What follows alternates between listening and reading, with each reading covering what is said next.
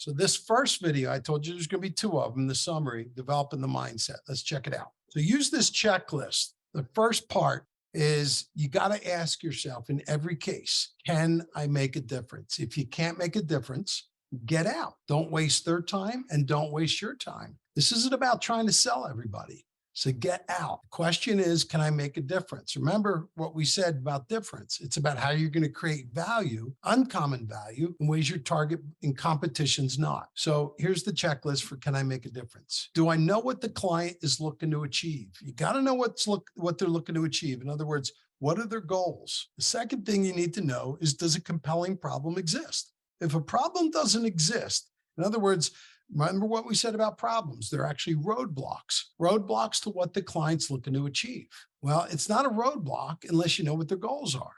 They go together. The third thing, is there a problem match? A problem match is what red flag says. Is it in your swim lane? Is it in your sandbox? Don't be doing stuff you don't have an expertise in, because then the probability of creating value is a coin toss. You only want to take assignments that you know with a high degree of certainty you can create value for them. That's how you get referrals. It's how you shorten sales cycles. The fourth, do they even want to participate in an analysis of the problem? If they think they're so squared away and there's not a probability that there's a problem that they don't even know about, then get out. You don't need an exercise in interviewing someone or trying to twist their arm. You're here to create value. It's their plan, not yours. So you got to have almost like that attitude, okay? Does the problem, this is an important one, does the problem have a recognizable cost or consequence or risk of not taking action? If there's not a risk of them staying the same, then get out. There's got to be a cost, a consequence, or risk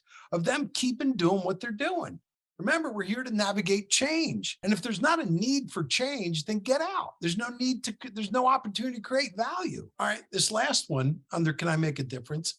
This is important, is the impact in the absence of your advice, in the absence of your solution or your products. Is the impact in the absence of what you have to offer significant enough to motivate change? If it's not, you can be trying to sell until the cows come home. And it's probably not a big problem. Remember, people fix big problems, they don't fix small ones. Okay, let's go to the middle one, the mindset. Remember this mindset. You go into every meeting. If it's early in the sales cycle, you got to be asking, why should this prospect even change? Why should they change what they're currently doing? What's broken? What's not working? What's outdated? And it'll force you to look for those kind of things, keep you focused, keep you in your swim lane, have more deliberate, intentional conversations, and you'll come off like a pro because you're not going to be fishing around. The second mindset, why should they change now? In other words, what's the urgency? What's the impact if they keep doing this? This is your calculation or impact conversation. This is quadrant 2. And the third portion of your mindset is in quadrant 3. Why change with you? There's no way you're the only provider of this product or service. Okay. And then the last is this checklist. What position? Always be asking, what position are they on the compass? The position is more than the quadrant. Quadrant 1 is multiple positions at 1 o'clock, 2 o'clock. Is it 3 o'clock? What if they're in quadrant 2? Are they closer to 6 o'clock? Is that position?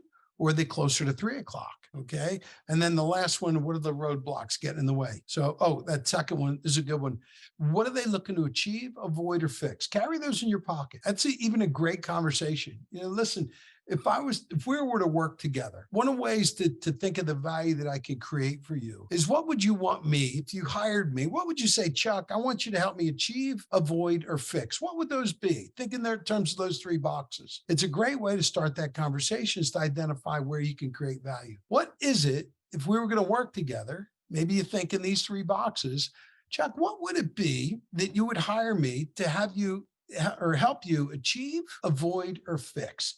Any 3 of those are sources of value. All right, this is great. In the next video, I am going to take you through the ethos. In other words, how we should think and how we behave. And we call it the red flag way. I'll see you in the next video.